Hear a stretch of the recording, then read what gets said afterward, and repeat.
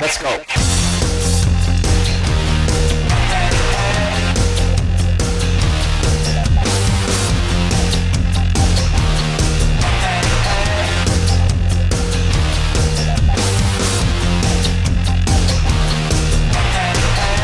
What planet are we on tonight? It's hard to find you. What planet are we on today? I've never felt so far away.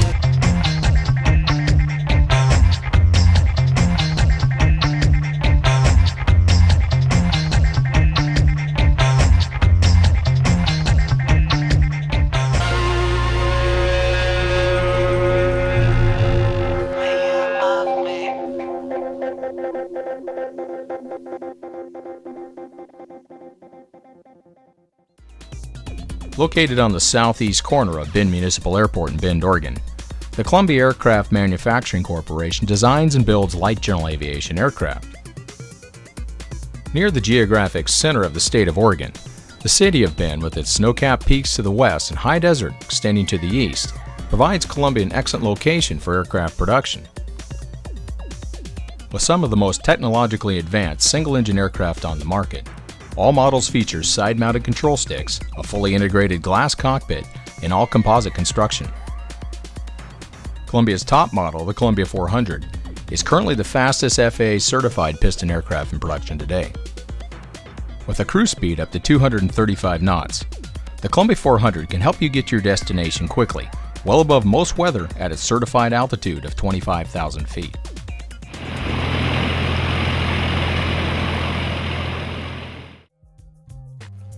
We're here with Emily Waters, who's Manager of Sales Support at Columbia Aircraft here in Bend. Emily, can you tell us about the fantastic performance capabilities of the Columbia 400?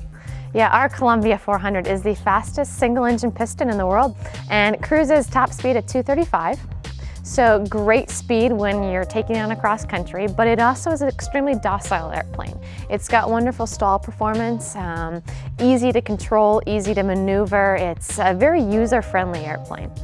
A key component in the Columbia manufacturing process is the use of composite materials.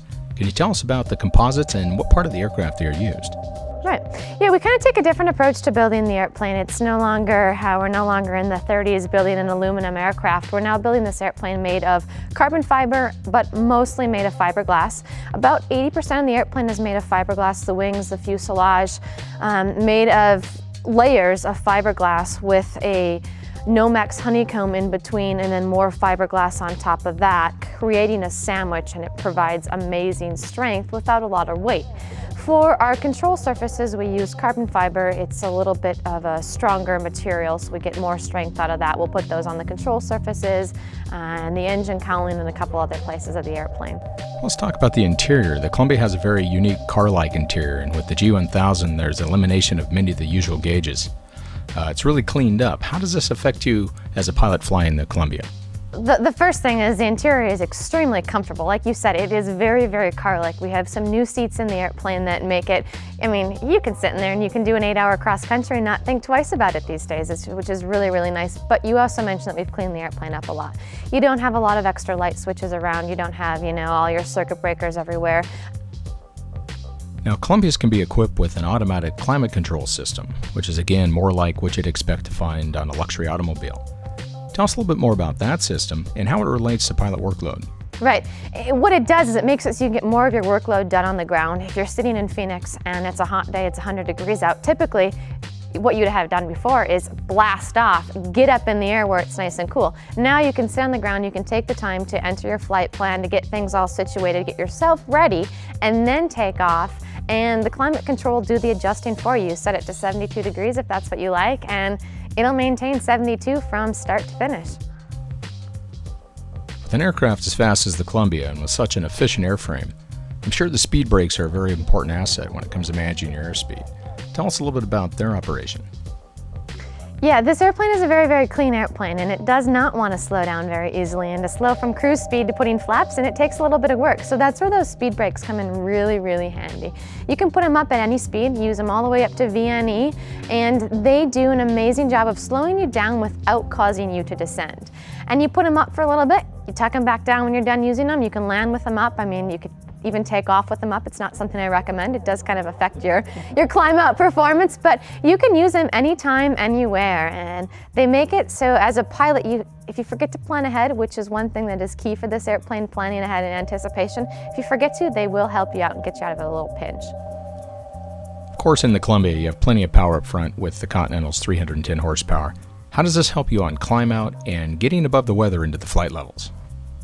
Yeah, this airplane performs great. I mean, blasting off at a sea level, climbing all the way up to flight level 250 takes just a matter of minutes with those 2 turbocharged. It doesn't take long. You can very, very easily be doing 1,700 feet per minute on a climb out. The other neat thing is you can almost transition yourself to a cruise climb though, and be climbing at an airspeed of 145 and still getting 1,000 feet per minute with great visibility. And that's also helping you to get from your point A to point B a little bit faster. The engine it's an amazing power plant, and the injectors are so tuned on it these days as well. We've got the Platinum engine in this airplane that we're going to be flying today, and I'll show you a couple different ways of flying it. We'll talk about flying it on the rich side as well as the lean side. The G1000's powerful integration capabilities rival systems you'd expect to find in much larger aircraft. Talks about the system's integration and what it helps you as a pilot achieve. Well, the first thing it helps you achieve is it just helps you to minimize your workload. Both screens are in constant communication with each other, and the G1000, I mean, it's going to eliminate any hazardous or misleading information that could get you in trouble because it's looking at all the other components around it. So you're not having to scan and, cross-check your instruments. It's doing that for you, which is extremely powerful. With the G1000, you have TAWS, you have XM Weather. Talk to us about some of the G1000 add-ons you have available.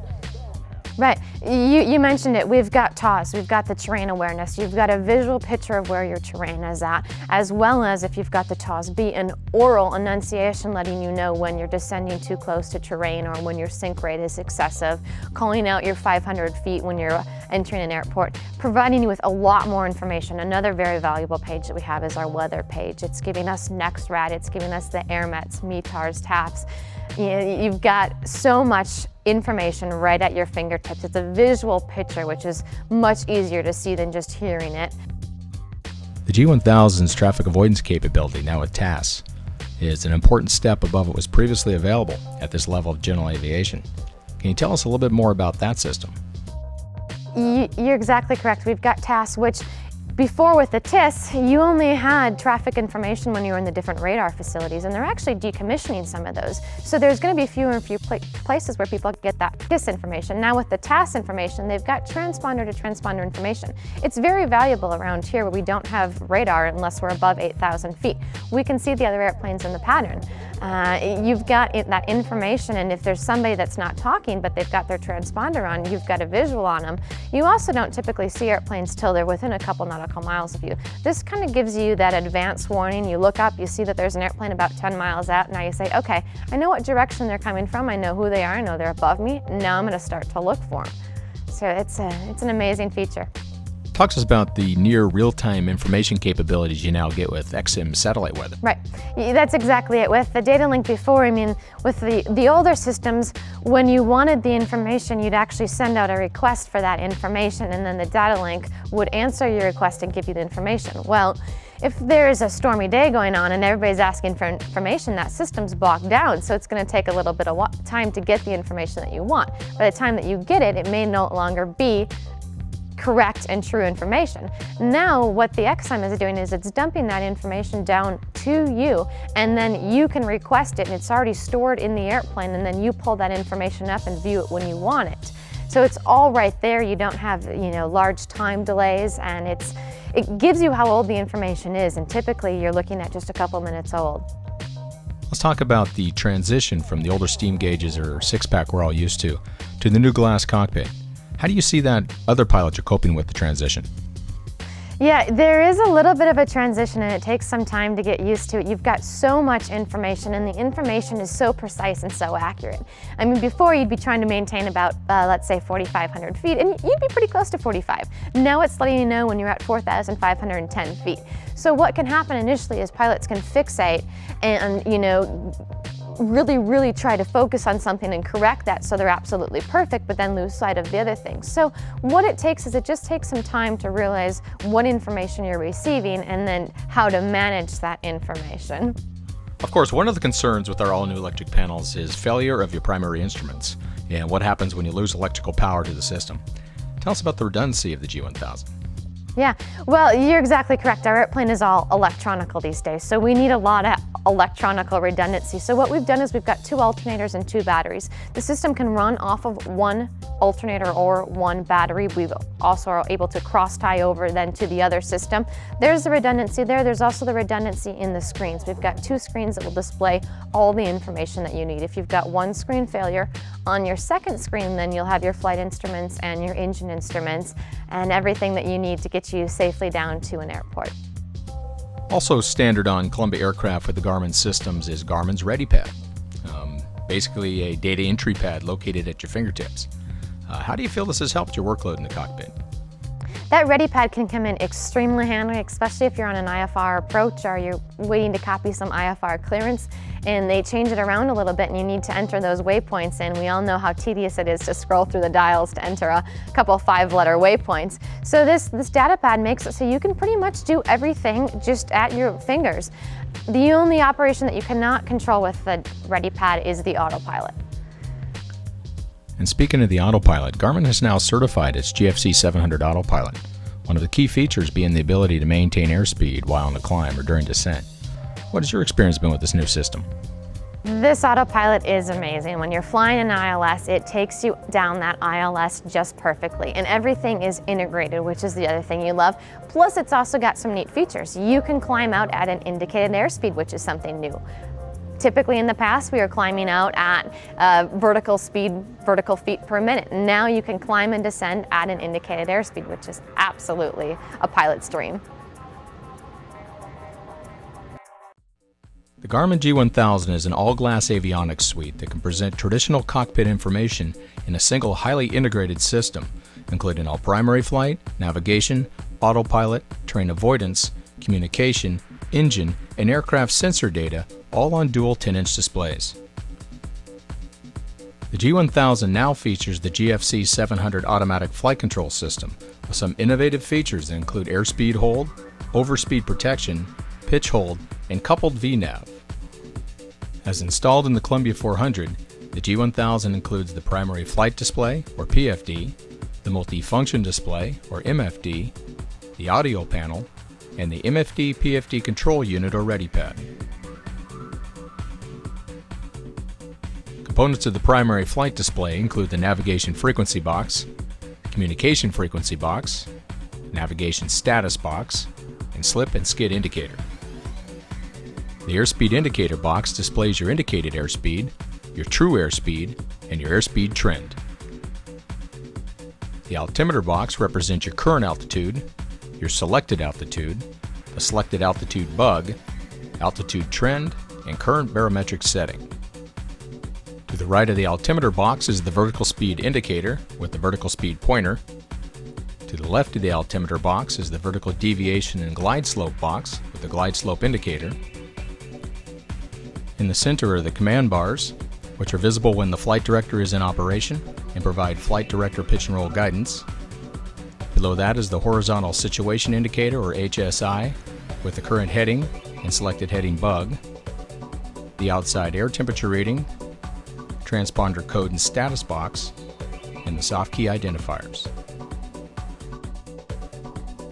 Found on both the PFD and the MFD are the nav and comm volume control knobs, the frequency transfer keys, the nav and comm tuning knobs, the heading knob, course barometer knob, where the large knob is used to adjust the barometric setting and the small knob is used to adjust the course, the range joystick, which is turned to change the map range or pressed to activate the map pointer, and the altitude knob, which is used to set the selected altitude. In the center is the audio control panel, which provides the traditional audio selector functions. In addition, there's a digital clearance recorder that will play back the last 2.5 minutes of selected transceiver audio, and the red display backup button that controls reversionary mode selection. Found on the lower right of the primary flight display is the Direct To key, which allows users to enter a destination waypoint, establish a direct course. The Menu key displays a context-sensitive list of options. The Flight Plan key displays the active flight plan page for creating and editing a flight plan. The Procedures key selects approaches, departures, and arrivals from the flight plan. The Clear and Enter keys, and the FMS knob, which is used for flight management data entry, scrolling, and page selection. On the lower left of the multi-function display are the AFCS keys, which are used in the operation of the automatic flight control system. This group consists of the autopilot key, used to activate the flight director and the autopilot, the flight director key, which activates only the flight director without engaging the autopilot, the heading key, which allows the autopilot to follow the heading bug on the HSI, the nav key, which activates the navigation mode and tracks the selected navigation receiver, the approach key, which selects and deselects the approach mode, the altitude key, used to select the altitude hold mode, the vertical speed key. When activated, the vertical speed mode and the vertical speed bug are displayed, the flight level change key, used to fly to a selected altitude, and the nose up and nose down keys, which are used to control pitch reference in the pitch hold, vertical speed, and flight level change modes. The Engine Indication Systems page, or EIS, displays the fuel flow gauge, oil temperature and pressure, manifold pressure, tachometer, oxygen quantity, and oxygen outlet pressure. The Fuel Calculations group displays the left and right fuel quantity with an illuminated light to indicate the selected tank, gallons remaining, gallons used, endurance in hours at present settings, and estimated range in nautical miles. The Engine Temperature group displays exhaust gas temperature, turbine inlet temperature, and cylinder head temperature. The Electrical group displays dual alternator amps, battery amps, and bus voltage, and on the lower right is the elevator and aileron trim. During normal operations, when viewing pages other than the EIS page, engine indications are located on the left portion of the MFD. The MFD displays GPS navigation and flight information in 4 main page groups: the map page, waypoint, auxiliary, and nearest. First page in the map group is the navigation map, which is also the MFD default page and can be displayed at any time by pressing and holding the clear key on either the PFD, the MFD, or the ready pad. TAS traffic map, or traffic advisory systems page, XM weather, displaying NEXRAD information, TAWS, or train awareness and warning system. A sample of pages from the nearest group is nearest intersection, nearest frequencies, and nearest airports. And from the waypoint group, approach information and airport information. And from the auxiliary group, GPS status and system setup. In addition to the main page groups that can be accessed by using the FMS knob, there are pages for flight planning and loading procedures that are accessed by key. An example would be the vertical navigation page, which is accessed using the flight plan key and provides guidance from the present position and altitude to a final target altitude at a specific location, and the approach loading page, which is accessed using the procedure key. The ready pad, which is conveniently located at the pilot's fingertips, is capable of controlling all functions of the knobs and buttons on the MFD and PFD except the autopilot. The ready pad uses a multi-function control knob to control FMS, nav, and COM functions. With the PFD or MFD indicators illuminated, the FMS knob performs the same functions as the FMS, nav, or COM knobs would on the PFD or MFD. The frequency transfer key switches between active and standby COM and nav frequencies. Pressing and holding this key while in the COM radio mode tunes the COM radios to the emergency 121.5. And pressing the nav and COM keys will allow the FMS knob to control the nav and COM radios. The Direct To key, menu, flight plan, and procedure keys operate as they do on the MFD and PFD, as does the map range joystick. The alphanumeric keys allow data entry without using the FMS knob to select individual characters. The center of the select key activates the selected soft key, while the left and right arrows move the soft key selection box, and the clear and enter keys validate and erase entries and selections.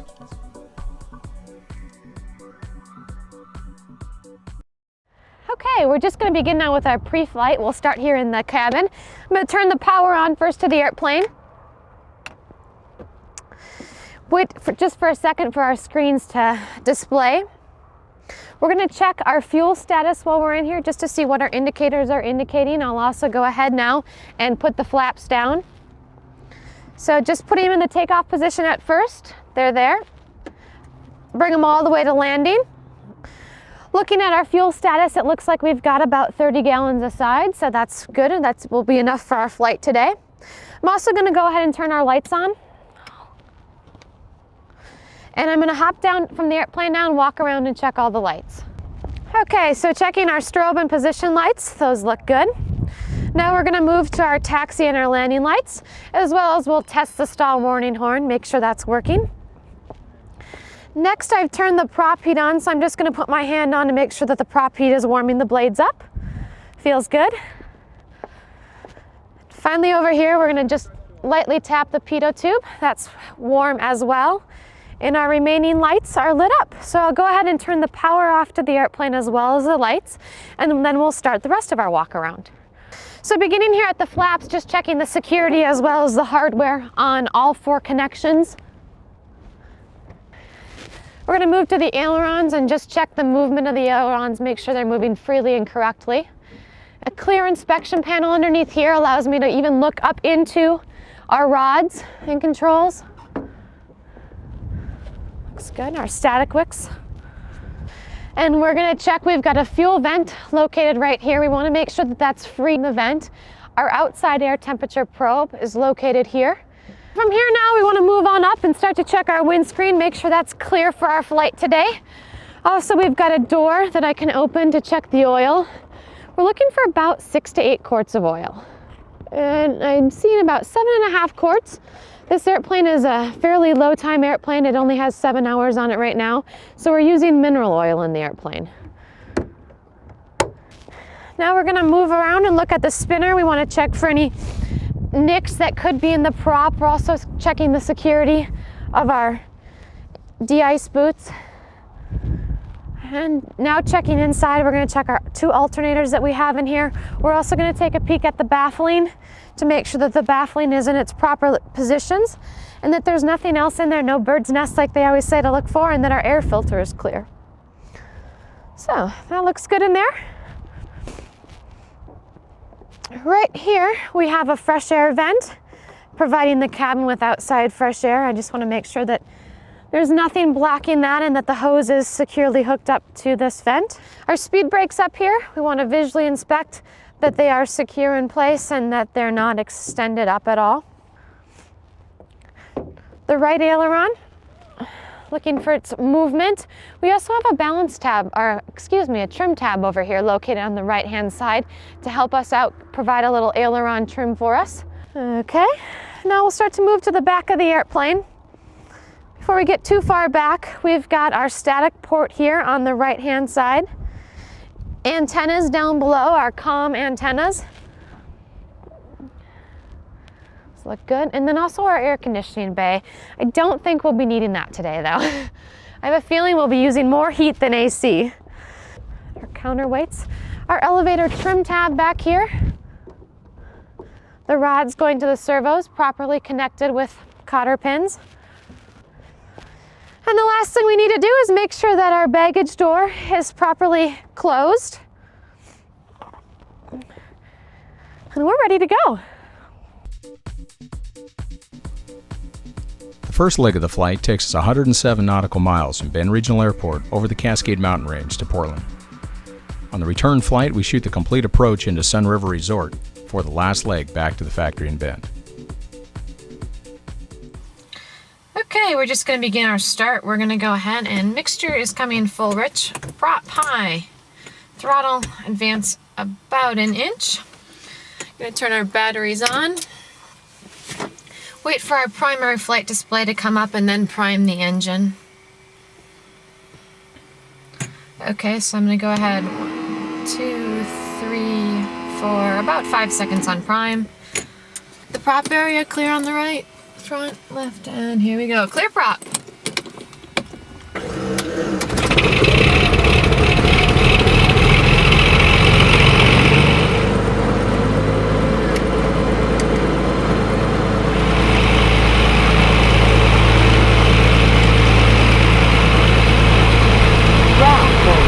Okay, we have positive oil pressure bringing the RPM to about 1,000 RPM.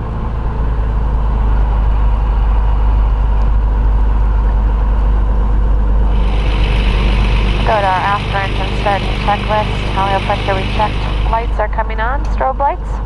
Avionics master switch is on. Going to the system page just to take a peek at things here. Oil temperature is a little low, pressure good.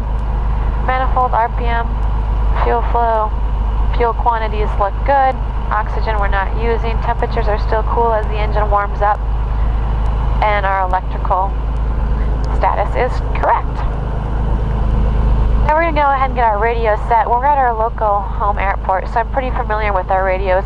We're going to be transmitting on 123.0. I've got our center frequency already put in there, 128.15 to pick up center. I'm going to listen to the weather here at the Bend Airport on 134.425. Automated weather observation 180 6 Zulu weather. Wind 180 at 10 knots. Visibility more than 10. Sky condition clear below 12,000 feet. Temperature 4 Celsius. 2.0 Celsius. Altimeter 3018 inches of mercury. Okay, so we need to set the altimeter to 3018. And the backup as well. Sounds like the winds are the south, so we'll be using runway 16 today. And now while we're on the ground, we've got some time. I'm going to go ahead and load our flight plan. I'm going to do this using the ready pad down here. So we're already on our multifunction display. I'll just select flight plan. And then I'm going to turn the cursor on, and we have requested to go Bend direct to Portland. So I'll just put in Kilo, Papa, Delta, X-ray. And you can see that's appearing on our multifunction display, and hit enter. Now I've got my flight plan Bend to Portland in there. We've requested the altitude of 12,500. I'll set that in there. I'm not quite sure what they're going to give us, so correction, I think I requested 12,000 for an IFR altitude. So I've got 12,000 set in there. I think we're pretty much ready to go. We just have a couple more checks before we're going to begin our taxi. We want to check the cross tie and make sure both of our alternators and batteries are operating properly. So I'm going to go to the system page here, and I'm going to turn off the left system. So left alternator and bus are out. That is correct. I'll turn the cross tie on to see if I can feed it from the right side. That looks good. Alternator out. Now we'll do the same for the right. We'll shut the right side off. Right alternator and bus are off. No indications there. Cross tying over from the left. Looks good. Right alternator out. Okay, while we're on the ground, we're also going to test our speed brakes. So I've got the right speed brake coming up. I've got annunciation for speed brake, and left is up. All right, left down, annunciation clears, and right is down. One final check we're going to do, and that's the autopilot check. I'm just going to go ahead and engage the autopilot, and it comes up in pitch and roll mode. I'm going to apply some slight forward pressure. My trim should move when I do that. There we go. I'll apply a slight aft pressure, and the trim should be re-trimming itself as well. That looks good. Next thing I'm going to do is sync my heading bug up with my current heading, select heading mode, and then turn the heading bug to the right. The stick is moving right as well as the ailerons. Left and centered, and then we'll use the trim to disengage the autopilot. That is good. Okay, before taxi. So our engine gauges look good. They're starting to warm up, our engine is. Our fuel gauges are indicating proper indications. Wing flaps are coming to the up position. Ammeters are still charging. Radio clearance, we're at an uncontrolled airport, so no need to get a clearance. And I'll just turn our taxi light on, and we're pretty much ready to begin a taxi.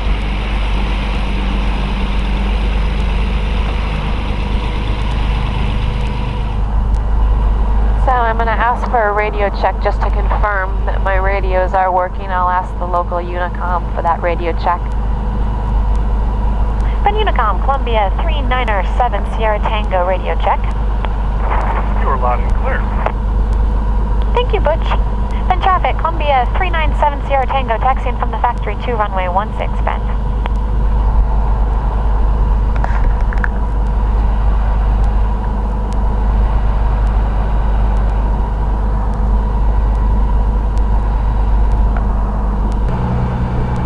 And while I'm here, I'm going to do a quick brake check.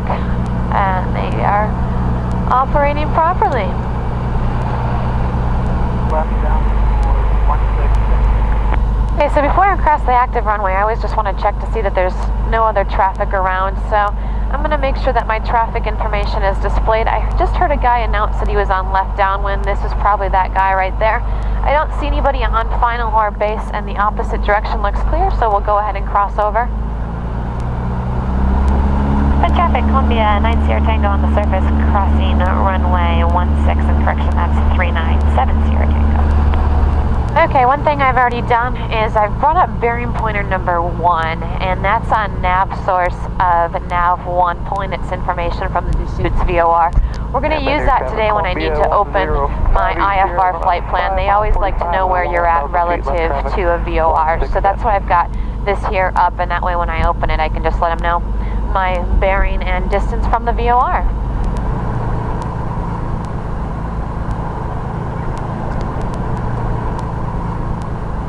Okay, so we're into the wind. I'm holding the brakes, the flight controls, aileron up, down, elevator is up.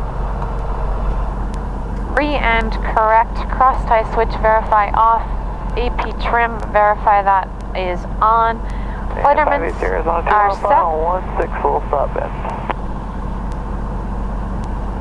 Okay, I've also set my primary flight display map in set to display topography. We're going to go ahead and switch over to the right tank, so I'll take the fuel selector valve and set it auto detanked to ensure that I get an oral warning fuel valve. Now I'll go to the right tank, and we are properly in detent. I can see that by the blue diamond there indicating that I'm on the right tank. Cabin doors are secure, and mine is secure as well. We are getting pretty much ready to go. Wing flaps need to come to the takeoff position. Our radios are set. Speed brakes verified down. Doors are latched and in detent.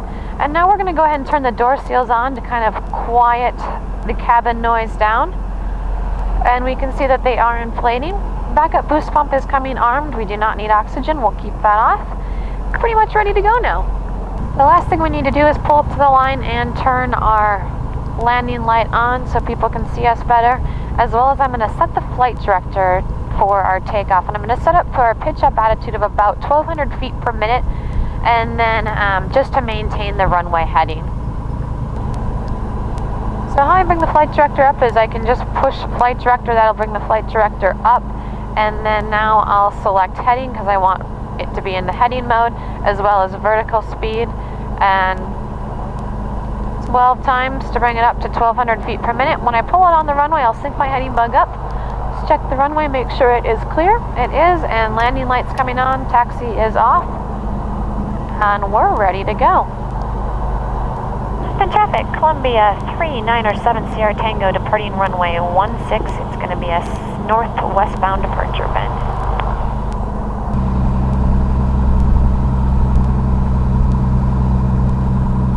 Okay, I'm getting us lined up on runway 16. Heading bug is sunk with the runway heading. And I'll slide my feet off of the brakes and nice and smoothly and slowly advance the throttle. Okay, our airspeed is alive. There's 60,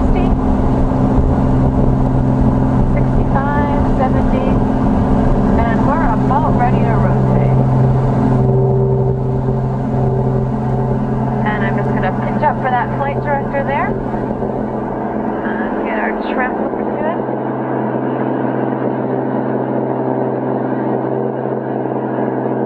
Okay, we're coming up on 400 feet, so the flaps can come up. Our backup boost pump we are going to keep in the armed position.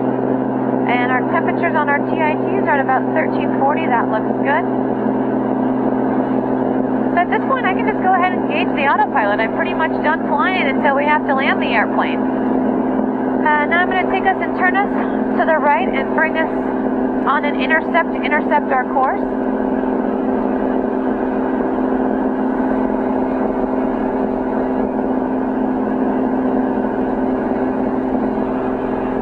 And making sure that it is clear off to the right. The other thing that we want to do here is we want to transition to climb. As opposed to climbing at 1,200 feet per minute, it's better to climb at an indicated airspeed. So I'm just going to select FLC. It's going to capture my current indicated airspeed of 117 knots. I like something more along cruise climb. In this airplane, our best rate of climb is about, or it is actually 110 knots. We're going to aim for about 130 today. So I'm just going to select nose down. And that's going to put 130 indicated airspeed in here, and we'll climb out at about 130.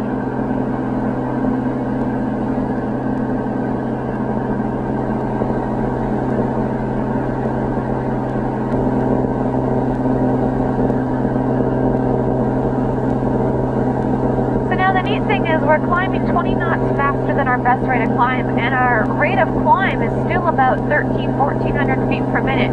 This allows me better visibility, forward visibility, as well as better engine cooling.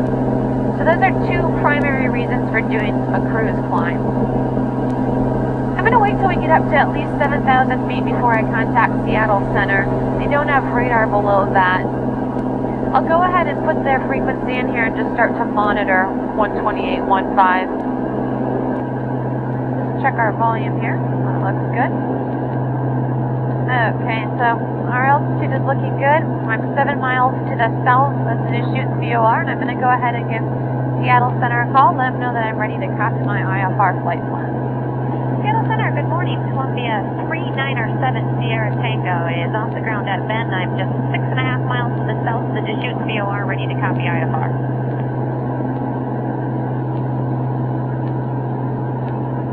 We're fortunate that it's a nice VFR day, so I don't have to have my clearance right away. I'll try them in just a second again if they don't come back to me.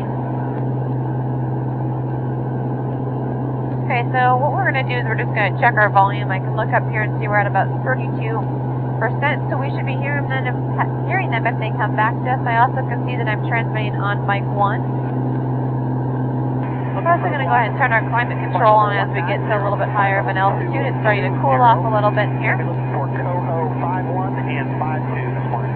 We'll try about 80 degrees to begin with.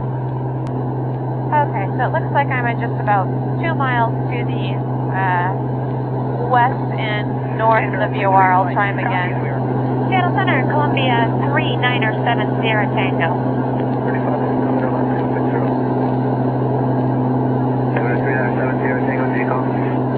Yeah, Columbia 397 Sierra Tango. I'm presently 3.5 miles to the northwest of the Deschutes VOR, climbing through 11,800, ready to copy IFR.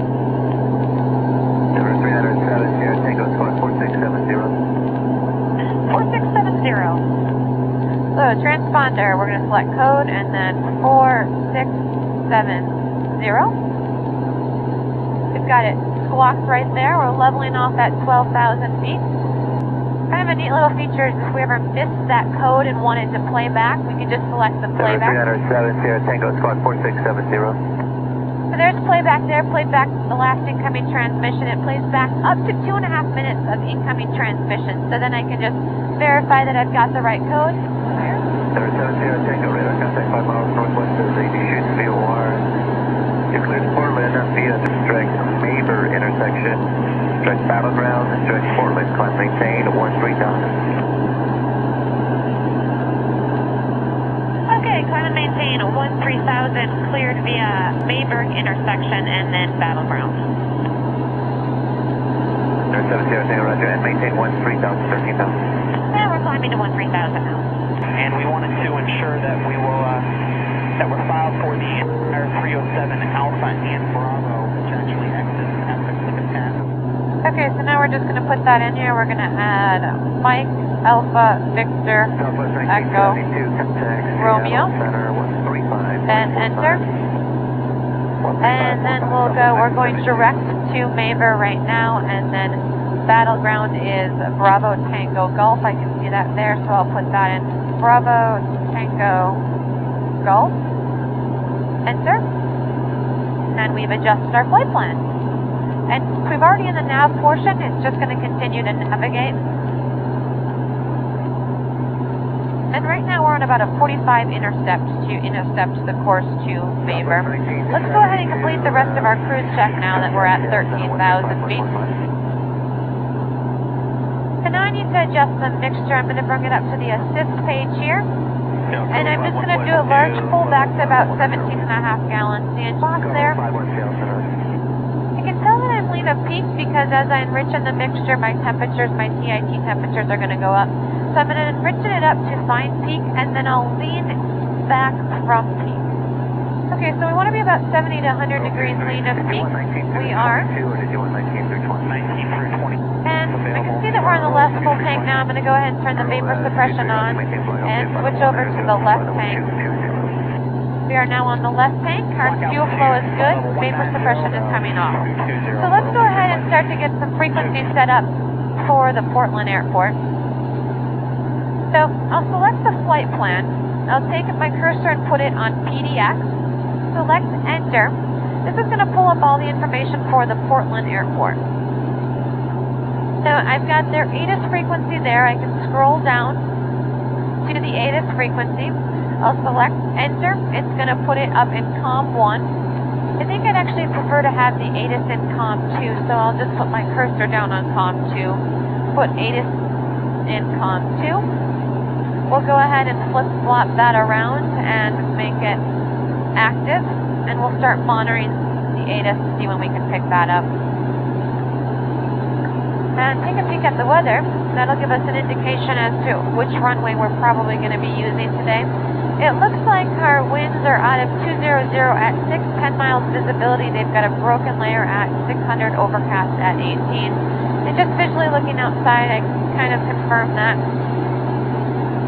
So, with the winds being out of the southwest, I'm assuming they're going to use a 2.8. Let's just go ahead and load the localizer, or the ILS 2.8 right in there. We can just try and be ahead of things here, be on our game. It's pretty easy to switch it around if they decide to change that out first. So I'll bring up the flight plan again.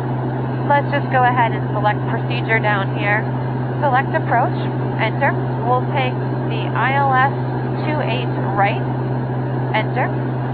Vectors, we'll actually put battleground in as the initial approach fix because we are going to battleground. They told us Favor then battleground, so I'll select battleground as the initial approach fix.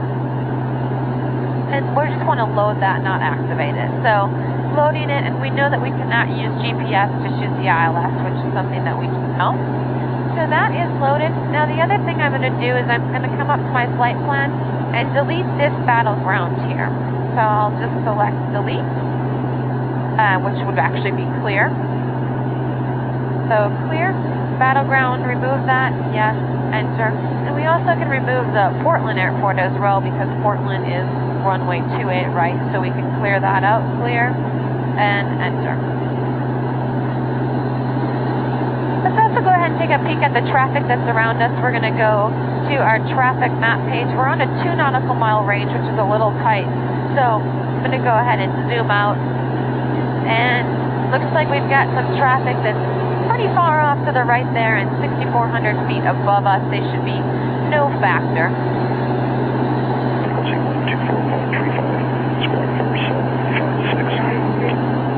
Let's go ahead and do this. Let's set up a vertical profile so we know when we need to start to descend or when we need to descend at. I know center is going to tell us when to descend, but I like to do that as well. We can do that in either place. We're going to select flight plan and go to the third page. And then we're going to select before. So 4 nautical miles before we get to, let's say, Favor. Let's select an altitude of, he hasn't told us an altitude yet, but let's do about 4,000 feet. And that's MSL that we want, and 400 feet per minute. Let's bring that up to about 700 feet. Actually, we need to go a little bit more than that, because I can see right now that if I want to hit Favor 4 nautical miles before I get to Favor, be at 3,000 feet, I needed to start my descent right now at about 900 feet per minute. Down to 11,000, 7 Sierra Tango.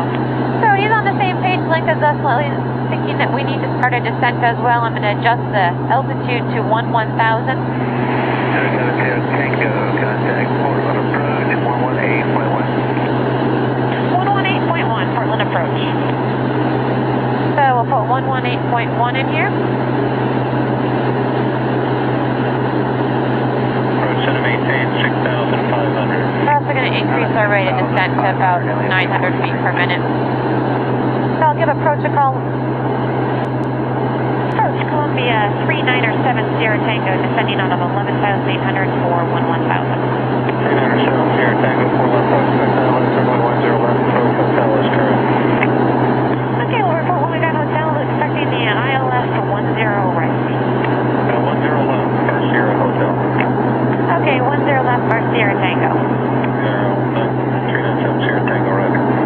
Elliott 243. Okay, so we're going to go ahead and change that approach then, and we're going to select procedure again, and we want to select the approach. He told us the 10 left. Maintain 6,500 lower altitude and about Vectors, we'll select vectors now. Load, yeah. And the other thing we need to do is we need to go ahead and put battleground back in our flight plan. And we can do that here or on the ready pad. Let's use the ready pad since it's just so easy. So let's scroll back up here and put Bravo. So now it added battleground back into our flight plan. We'll level at 11,000 here. When we loaded the approach, it actually went ahead and put the frequency of 113 in our nav1. So that's already up there. We no longer have to do that. The only thing we're going to have to do is switch the CDI over from GPS to localizer as we intercept the localizer course. Another thing we want to do to get ourselves set up for the approach is load our decision height. So I'm going to hit this time reference stop. 307 Sierra Tango, turn right, heading 310 vector to final. Okay, right to 310 vector to final. Okay, so 310, I've got the heading set, selecting heading. 4,000. You're down to 4,000, Elliott 243. So coming back to the barometric minimums, it looks like we are category B. Our decision height is 293. I'm going to round that up to 300 feet, and this is always in feet MSL. And we'll go ahead and turn that on. What that's going to do is it's going to give us a little box here indicating when our decision height, which I've loaded as 300 feet. And maintain 15,000. So let's take a peek at what he's doing. It looks like he's giving us vectors to intercept the course, so we're kind of cutting off this Maver here. If he's giving us vectors, why don't we go ahead and just take our CDI and cycle it over to localizer, loc 1. 397 Sierra Tango, descend to maintain 7,000. 7,000, 7 Sierra Tango. Okay, so I'll set my altitude at 7,000. Again, we're going to use a vertical speed to go down and nose down.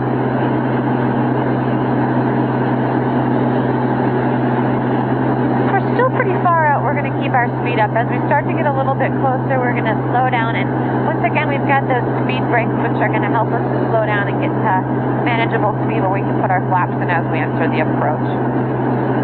So, descent checklist, fuel selector is set on the fuller tank. That is good. Power settings.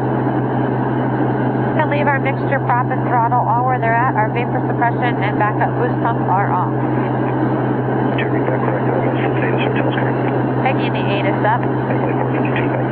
Let's get the ATIS frequency 128.35 in here. Okay, overtime. Temperature 7.7.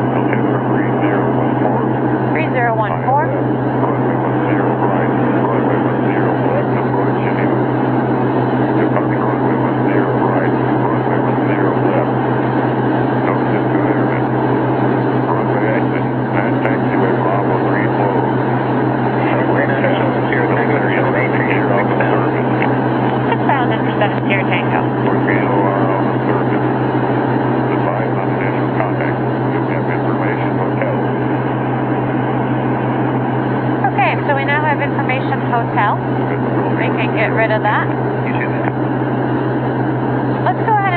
ground frequency in there. We can just go ahead and load that. I can look on my chart here, and it looks like our ground is 121.9. Left to 300, 70 Tango.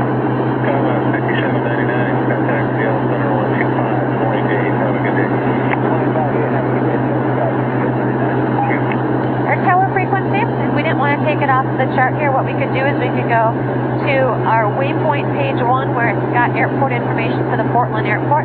Let's then go ahead and scroll down to 5,000 for 70 Tango. And it looks like he wants us to expedite our descent a little bit. So let's go ahead and throw those speed brakes up and then bring just a little bit of power back. That'll help us to get down. Okay, so we're going to go down and load the tower frequency. And it looks like if we are using 10 left, the tower frequency that we want is 118.7. So I've got 118.7 there selected. Now I'm just going to hit enter and load the tower frequency. Next I'll turn the cursor off. So we're on our way down to 5,000 feet. We've got our barometric minimums loaded. We were in the middle of our approach checklist. Our CDI soft heat, our CDI has been cycled over via the soft heat to localizer 1. Our nav aids are tuned and identified, and we need to identify our localizer frequency. Hopefully it's going to do that for us. We're a little far out anyway to do that, so we'll just hold off for a second. Approach course has been set. It's automatically been set for us to 100. Altimeter, we set that to 3014, and our mixture, we're going to stand by on the mixture. So we've completed our approach checklist. We're looking pretty good. We're well ahead of schedule. Everything's set up, which is great. That's the amazing thing about these technologically advanced airplanes. You can load so many things ahead of time, and it actually assists you in loading many of those things. Like I said, it set the ILS course for us. It set the frequency for us. It's going to identify the frequency for it. It's going to make it so the workload that we have to do is much less. The other neat thing is when flying, our traditional airplanes with a six-pack, you used to have to do a lot during takeoff and a lot at landing. You kind of had two spikes in your graph. If you look at your workload, you had a huge workload at the beginning and a huge workload at the end. What we've done is we've kind of evened that graph all out and made it so we can do a lot of things ahead of time and get ourselves better set up so we're not so rushed in the end.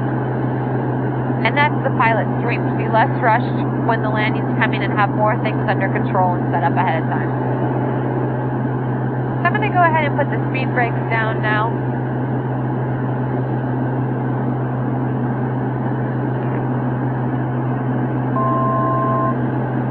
Okay, that indicates 200 feet to go before we start to level off. Okay, now you can see that we're capturing 5,000 feet.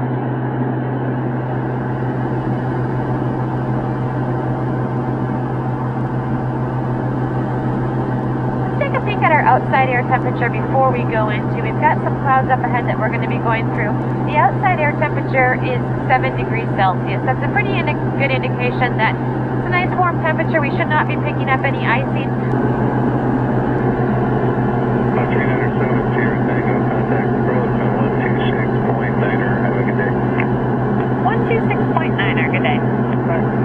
Okay, so 126.9. Approach Columbia 397 Sierra Tango, 5,000. Columbia 397 Sierra Tango, approach Roger, order some traffic for you at 1 o'clock and 5 miles southwest bound, pipe it off for 4,000. Okay, we'll be looking for the traffic at 7 Sierra Tango. Okay, so 12 o'clock should be right out in front of us. I've got him right here. Looks like he's slightly below us. He said 4,000, which would make sense, 1,000 feet below us. Helicopter 268 approach Roger, follow up on 703. We'll zoom in just a little bit. That'll give us probably about 4 miles out. Centurion 96 Mike to 718, 3,000. And I think there he is. Portland approach 7 Sierra Tango. I got the traffic that passed below us and behind us. Sierra Tango, Roger, thank you. I'll go for you about 3 miles. Roger, low in about 3 miles, 7 Sierra Tango. Mike, thank you. Columbia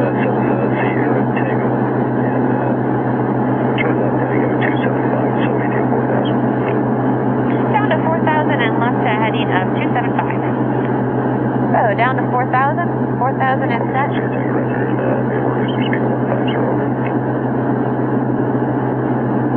Okay, we're at 152 right now. Slow down to 150. Okay, well, that's fine. If you're at 152, that's fine. You can live with the other. Chopping for the airport is current temperature of weather, wind 150 and 6. Visibility 10. Ceiling 600 broken.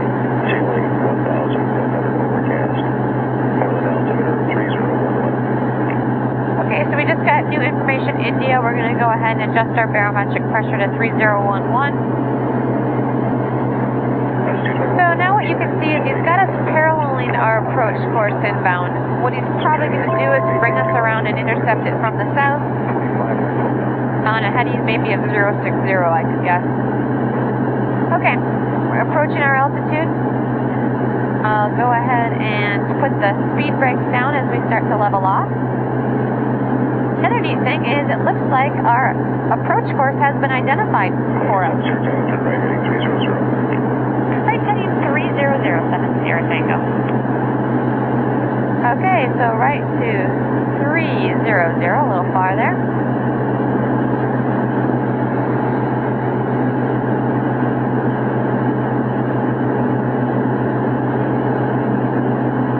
Okay, so 0 Tango, right heading 010, descend to maintain 3000. Down to 3000 and 010 for the heading.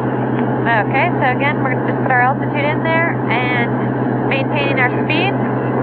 Speed brakes are coming up. Okay, so 0 Tango, right heading 090, join localizer. Okay, right to 090 to join the localizer, 7 Sierra Tango. So, now that we have pretty much been cleared to join the localizer, not the approach, I've not been cleared for the approach yet, what I'm going to do is I'm going to select nav. So this way I'm going to fly a heading until my localizer needle comes alive, which it pretty much just did. Now I'm going to fly the localizer. I've not been cleared to descend down yet, so I cannot descend any lower. Okay, 7 Sierra Tango, you are 6 miles from laser maintain 2,500 till establish localizer for ILS range approach and reduce down your final approach speed. Okay, reducing the final approach speed. Descend and maintain 2,500. Okay, it's going to get a little bumpy here as we're going through the clouds. I like to sync my heading bug up with the heading that I'm flying. 140 to join the localizer, right, that's 7 Sierra Tango, contact Portland Tower on 118.7, good day. Okay, going to tower 118.7, 7 Sierra Tango. Portland Tower, Columbia 397 Sierra Tango.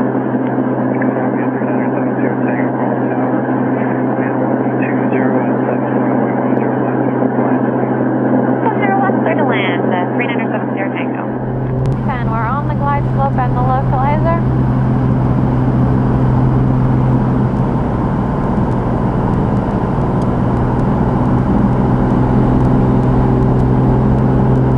Okay, so we've got about 400 feet to go. We're breaking out right here. And if I go ahead and look up, I do see the runway 10 left is in front of us. I'm going to go ahead and reduce a little bit of power. We're right on the glide slope here. We're going to get a call out that we're coming up on our minimum. Speed brakes are up. Okay, so we're just waiting. We're going to trim it out a little bit. Flaps are coming in. 10 left.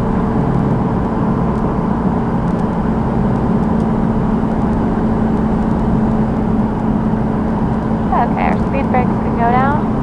There's our minimum call out, and we still see the runway. We're going to continue this.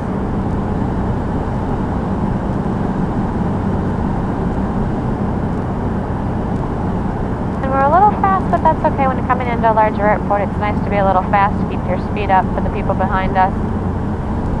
Brought the speed brakes back in just to slow us down. 272, runway 10 left position on hold. Pretty much have the runway land made. Now I'm just going to kind of keep holding it off, working our power out, and we'll just keep holding it right here. Start to apply some braking and slow us down just a little bit.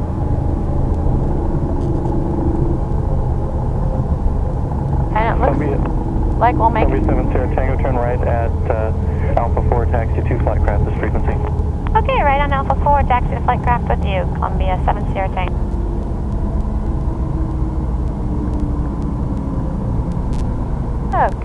Here's Alpha 4.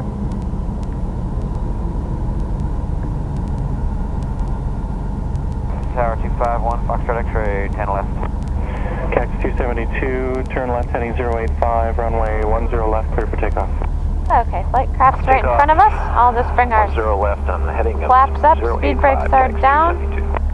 Transponder, we're going to go ahead tower, continue traffic holding in position, Boeing and set that back to VFR. And we're good to go. Door seals disengaged. Final Learjet, runway 10 left, position and hold. 10 left, position hold, Southwest 345.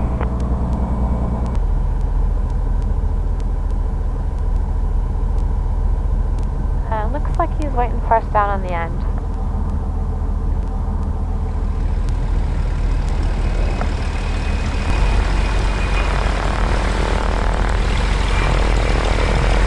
Cax 272, contact departure, good day.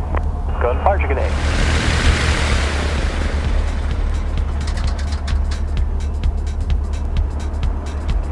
Southwest 345. Portland International Airport, or PDX, is the largest airport in the state of Oregon, with over 1 million passengers and 8,000 commercial flight operations each month. PDX has two parallel east-west runways of 11 and 8,000 feet and a single 7,000-foot crosswind runway running north and south. PDX is positioned along the south side of the Columbia River at an elevation of 30 feet, 4 miles northeast of downtown Portland.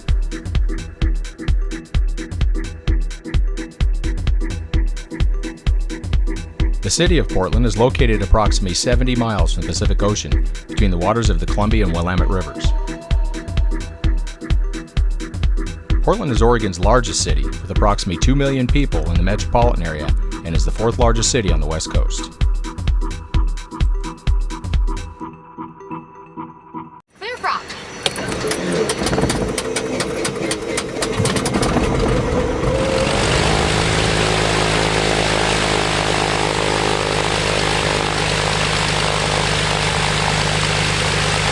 So we're going to go ahead and give clearance delivery a call. Let them know where we're at with what information we're ready to copy. Clearance delivery, Columbia 3970 Tango at flight craft with Juliet, ready to copy. Columbia 3970 Tango, Portland clearance. Clear to S21 via the Portland 5 departure, then is file, maintain 3000. Departure 126.0, squawk 4651. Okay, cleared to Sierra 21 via the Portland 5 departure, and then as filed, maintain 3000, 126.0 and 4651. Columbia 70 Tango, read back correct. Okay, so we'll enter the code in there, and that's 4651. And she also gave us the frequency of 126.0. We'll put that up here, 126.0. We'll also go down and put ground. Now we need to load our flight plan in here, and we want to go from Portland to Sierra 21. We'll load Sierra 21 at this time. Last thing to do is to get our altitude of 3000, which is already set. Now we're going to make a turn out of here, and we'll do our run up off to the side. Aircraft produced up at 2632, clear up, to right, go to the gate. Southwest 2632, point of ground, taxi to the gate. Taxi with you, Southwest 2632. Okay, we're going to complete the rest of our taxi checks and run-up checks here. So the first thing we're going to do is system page. We're going to check our cross time. Left alternator out.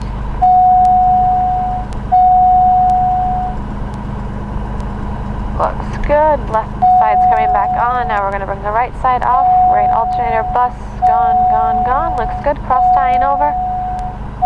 And back Right off alternator and out. on. Check the speed brakes. Speed brakes will confirm down. Autopilot. Organ pressure, we should be getting some trimming here. Aft pressure should be trimming nose down. There, that's good. We're going to disengage the autopilot, and this time we'll check the heading. So autopilot, heading, and it's moving to the right. Good, we'll sync it up. Should move to the left. Cross tie is off, autopilot switch is on, doors are secure, no enunciation. And now we'll give ground a call. Portland Calling ground, Columbia 397 Sierra Tango at flight craft ready to taxi 210 left. And calling ground, I missed the call sign, say again, please. Columbia 397 Sierra Tango. Columbia 397 Sierra Tango, Porter Ground Rider. Taxi 2 runway 10 left via Alpha 4 and Alpha. Caution for the 757 just passed. He'll be going in the ramp there at Alpha 5. Okay, Alpha 4, then Alpha, and we've got the aircraft 757 in sight that will fall behind. And Columbia 7 Sierra Tango, also Juliet is current port and altimeter at 3002. Okay, 3002, and we do have Juliet. Ground at 2532 Bravo 4, going to spot 6. Roger, 2532 Porter Ground, taxi 2 parking. Parking, right, 2532. Ground Air 83 taxi. Air 83, taxi runway 10 right, intersection Echo via Tango Echo 3. Tango Echo 3, Echo tonight, Echo as in Okay, so two things we need to get taken care of before we get going, and I'll just clear out of here. We need our flaps and our backup boost pump, and let's kind of zoom in just a little bit on where we're going. Zoom in. There we go. Okay, so we're going to climb to 3000, and we're going to also ask for our heading. Number 7 Sierra Tango, contact Fallen Tower 118.7. Okay, we'll contact Tower 118.7. Skywest 5708, taxi to parking, just monitor ground. Taxi to parking on monitor ground, Skywest 5708. Alaska 751, runway 10 left, cleared to land, wind 130 at 8. Cleared to land, 10 left, and say when one more time. 130 at 8. Thank you, 751. And Tower Columbia 397 Sierra Tango, ready to go 10 left. Roger, it'll be met.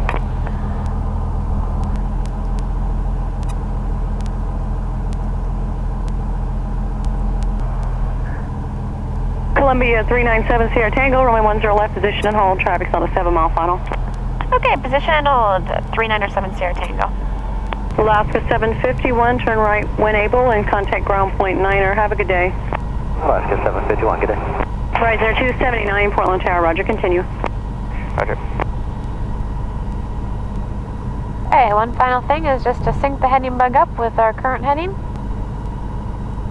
Columbia 397 Sierra Tango, fly heading 120, wind 130.7, runway 10 left, clear for takeoff.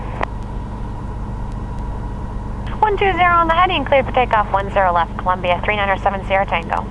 Rise Air 279, runway 10 left, clear to land, wind 140.7.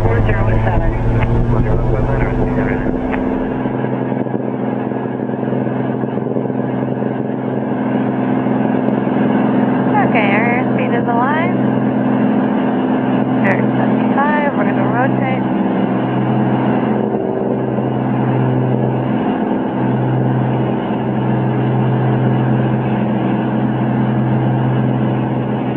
Climb into 400 feet before we engage the autopilot.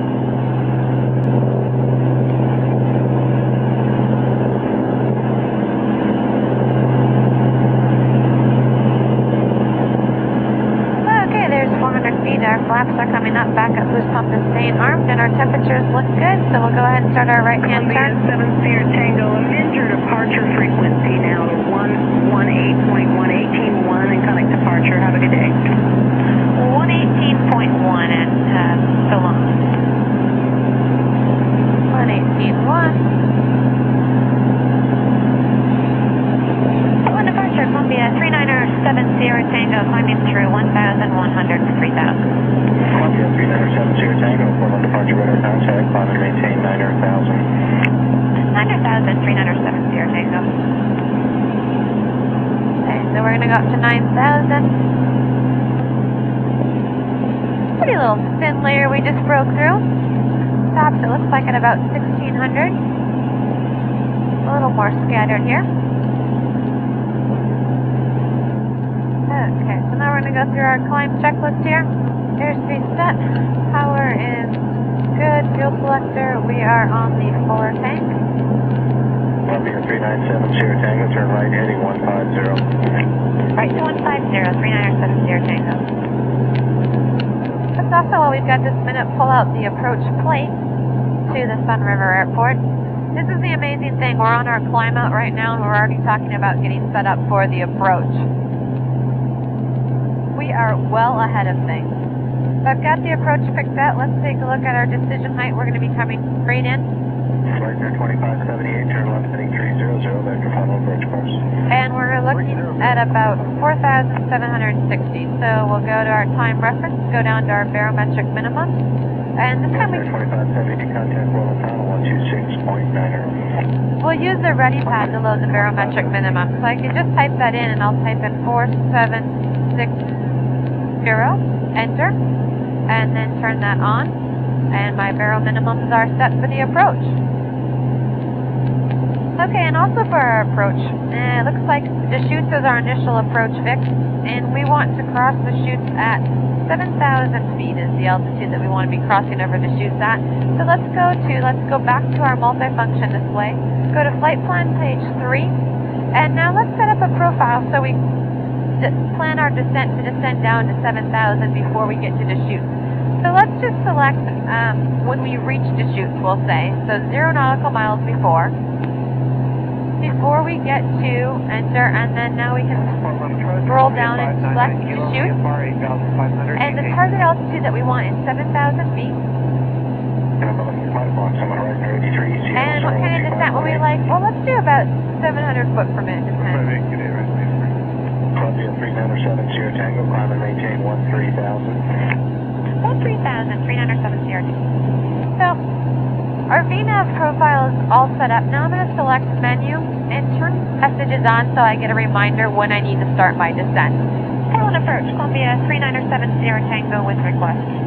Columbia 7 Sierra Tango, go ahead to request. I'd like direct Deschutes when able. Columbia 7 Sierra Tango with direction on the river work for you? Sweet.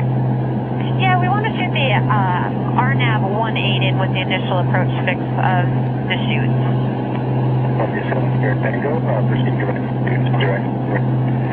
Okay, direct chutes and direct Sun River, 397 Sierra Tango. Okay, so we'll bring our flight plan up. Portland, approach your cars. 671 is moving on a bring it to Deschutes, direct. On top, request on top, direct Rogue Valley. And now we are cleared direct Deschutes, so I just select nav. And we're going to be heading direct Deschutes. Tango, contact Seattle Center 128.15. 128.15. Okay, 128.15, Seattle Center. Seattle Center, good afternoon. Columbia 397 Sierra Tango, climbing through 10,600 for 13,000 direct Deschutes. Number 397 Sierra Tango, Seattle Center.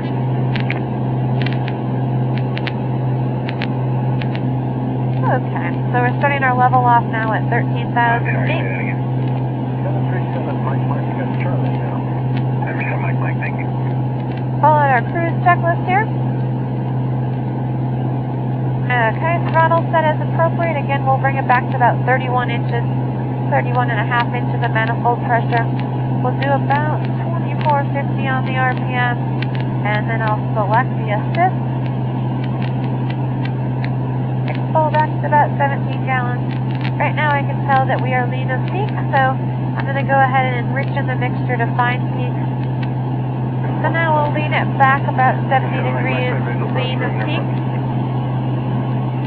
We are just shy of 100 degrees lean of. I'm happy with all of our cylinder head temperatures. That looks good. So here's a look at where we can go with the fuel that we have. We've got about 2 hours and 12 minutes or so just before we're going to hit our reserve. Then this is where we'll be moving into about 45 minutes of reserve.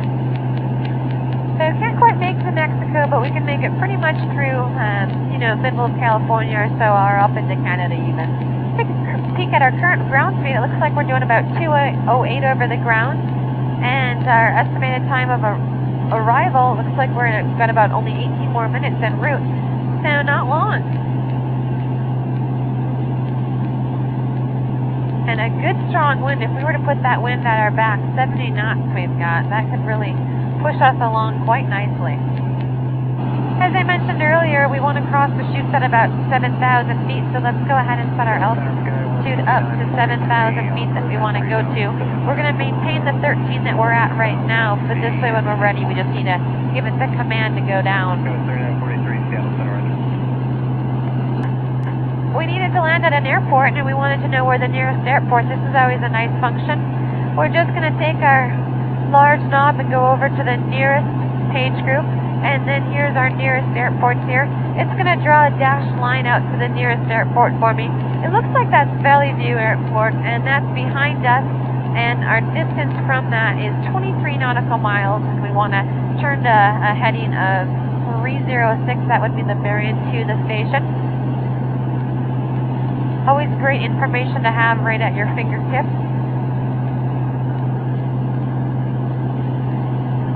Speaking of information, let's go ahead and pull up the frequency information for the Sun River Airport. What we're going to do is we're going to go bring up our flight plan first, and then we're going to put our cursor on Sun River, select enter. This is going to pull up our airport page 1, which has got all the frequency information, and then we'll scroll down to where Unicom is. Select enter, and that's got it in the standby position in COM 1. Let's say we wanted to know a little bit about our trip information. We've got our efficiency right here. We're doing about 11.5 nautical miles per gallon. One thing we do want to do, since we've got some time here, is check our RAIM. So we're going to go to auxiliary, and then we're going to go to auxiliary page 3, which is the test status.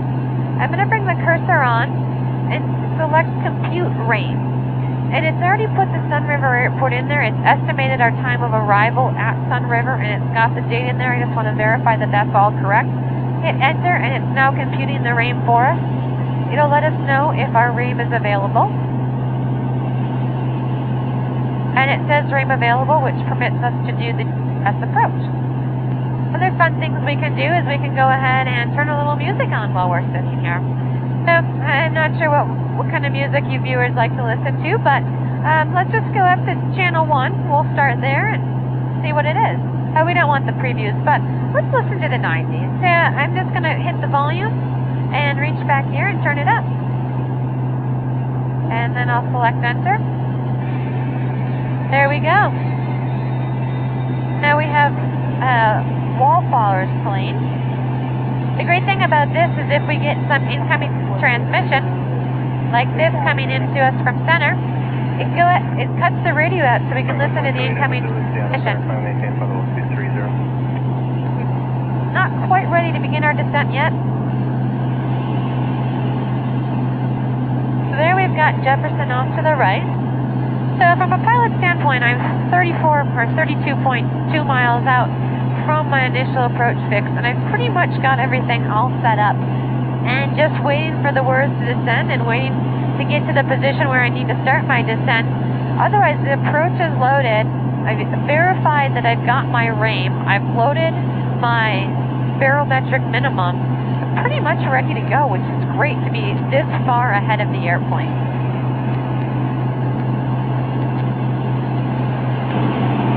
Number 7 Sierra Tango, just going to maintain 9,000. The Remit altimeter is 3004. 3004 and down to 9,000. 7 Sierra Tango. So 9,000, and what we're going to do is we're going to select the vertical speed for our descent. Nose down, and we're on our way. We'll do about 800 feet per minute because we're required to do 830 feet per minute to reach the chute VOR at 7,000 feet. And it's pretty smooth air today, so we don't need to worry about being in the yellow arc. We're comfortable there. Airplane is a utility category airplane, so it does handle rate and turbulence. It's got amazing structural strength with its 2 spars. Okay, let's take a peek at our approach plate. Once we get to the chute VOR, we're hopefully to be at 7,000 feet. We're going to stay at 7,000 feet until we get to subsea, and then beyond subsea we can go down to 6,000 feet.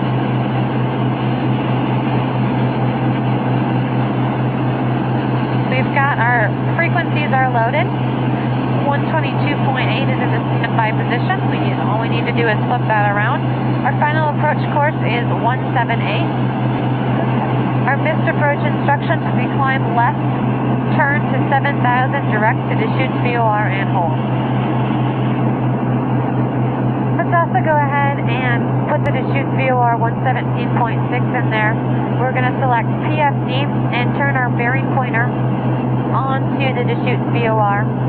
Since we're going there via GPS right now, that's why we cannot see our bearing pointer 1 that well, but as we start to branch away from going directly to it, our bearing pointer will always point to the VOR, which is a nice thing to have it do, especially when our missed approach is to the VOR and holding.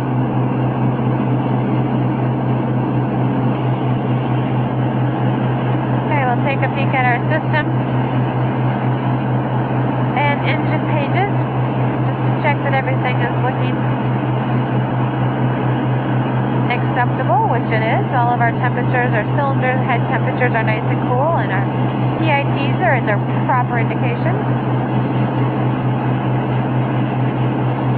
This is also the page, we've got the built-in oxygen system. This is also where we would turn our built-in oxygen on. The oxygen then would be first coming out overhead either to the cannula or mouth. Well, we've got a second here. I just want to show you backup or reversionary mode. 8,000, 70 Tango. Okay, bringing it down to 8,000. This little backup display right here, what that's going to do is this is reversionary mode right here, and if you were to have any type of screen failure, the other remaining screen is going to go in reversionary mode, where you've got your flight instruments and then your engine instruments off to the side here. So it's a combination of the two screens. You don't have all the sub-menus that you can go to, but you've got all the information you need. We're going to go ahead and back just a little bit of power off now. Bring it back to about 25 inches. As we start to descend down, we're still 8 miles out from the Deschutes VOR.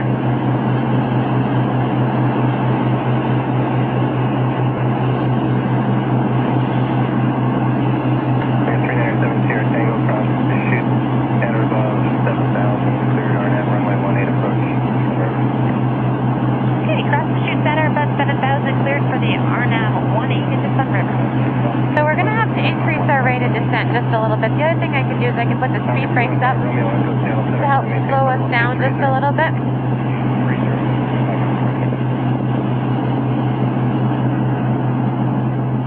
Okay, so let's go ahead. We are cleared for the approach. So activate approach. We're going to go ahead and do that. Our approach has been activated. Here's that barometric minimum that's going to remind us of our decision height and the altitude. And now we're starting our turn at 180. And we're also going to back our power back to about 18 inches.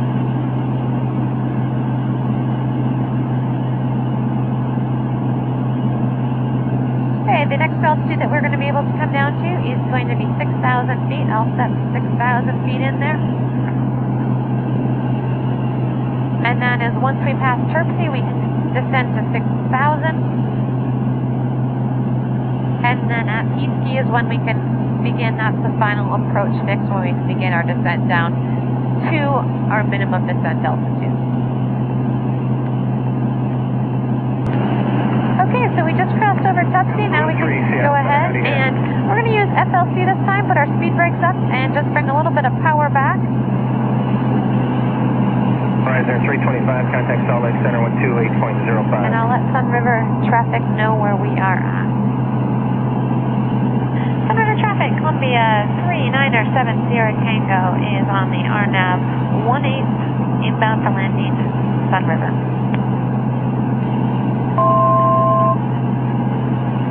And there's 6,000. And it is a rather bumpy day here on the other side of the mountain. Okay, in a half a mile we can start our descent. Okay, so there's Peasky, our final approach fix, mixture prop. Throttle we're going to reduce, speed brakes are going to come up. I'll hit FLC to bring us down to our altitude that's been pre-selected and reduce power. I'm also going to go ahead and put those takeoff flaps in. We're going to descend at an airspeed of about 115. traffic, Columbia 3907 Sierra Tango is on the RNAV 18, about a 4-mile final, straight in 18, Sun River. And here's our terrain information.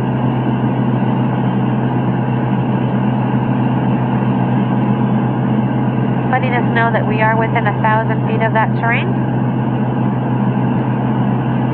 And we've got less than 1,000 feet to go till we get to our MDA. Okay, we're coming up on our altitude. We're on a 2.5 mile final right now. So it's captured 4,800. Now what I can do is I can use the control wheel steering to take it down to 4760. There's our minimums right there. And now we'd continue flying, look outside. I've got the airport inside. I'll go ahead and disengage the autopilot and take it on in the rest of the way. Other thing I'll do is check my airspeed. It checks. I'll go ahead and put full flaps in.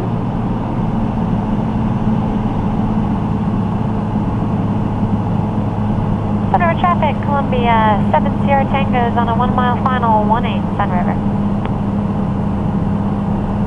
So we're looking for about an airspeed of 85 to 90 here on the final approach. And we do have a displaced threshold.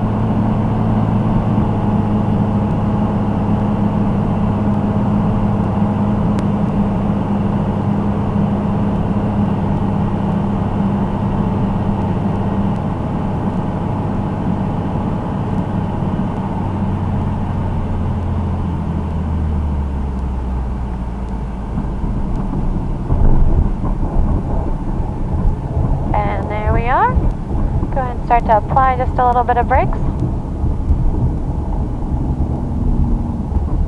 Start slowing down. And we'll take the next taxiway to the right. And welcome to Sun River. And you know what? Since there's a little bit of snow on this taxiway, I'm actually just going to turn around and back taxi, and I'll state that I'm back taxiing. First, bring our flaps up, speed brakes coming down.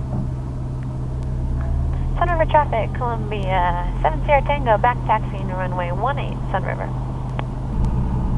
Great thing about the Columbia is you can fly into large airports like Portland because you can keep your speed up and you can approach at 150, or you can come into something small and relaxing and enjoyable like Sun River, where you can land on a 2,500 foot strip and approach at 85 to 90 knots and kind of take the slower pace of life. And now finally, the last leg of the flight is back to Bend. Okay, we're just kind of doing a couple final things, getting our frequencies set up to go into Bend. So let's put 123 nothing in there. And then let's also go ahead and load the AWOS of 134,425. And make that active. There we go. We've got our flight plan from Sun River to Bend loaded, and I'm going to get rid of the terrain information so it's not so distracting. Pretty much ready to go. Let's just get our flaps set in the takeoff position. Our backup boost pump is armed, our landing light is on, door seals are engaged. And this time we're going to set our flight director. We've got 5,500 set for our climb back to Bend. It's a short 16.7 nautical miles away, so shouldn't take us too long to get there. We'll do vertical speed and heading and sync the heading bug up on the runway. And let's bring our vertical speed up to 1,200 feet per minute. Check to see that we're clear of traffic. Do not hear anybody. And we're ready to take the runway. Sun River traffic, Columbia 3907 Sierra Tango departing at runway 18. It'll be a northeastbound departure, Sun River. Okay, runway is clear. Heading bug sync. Feet on the floor, and here we go. 397 Sierra Tango, downwind 18, departing to the northeast Sun River. So 200 feet to go to our altitude. And we'll engage the autopilot. Autopilot is engaged.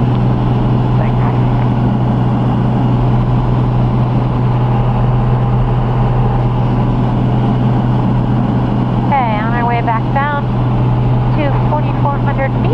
traffic in front of us in sight. Again, it's nice to kind of have another visual. Go ahead and start to reduce our power back to about 12 inches and full flaps can come in. Final is clear.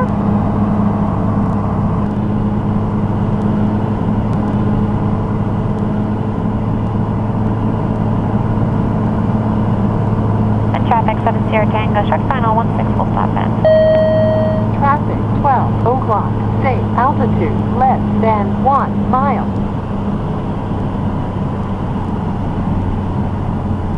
Pit traffic, Lifeguard 853, Alpha Lima taxi in position 16.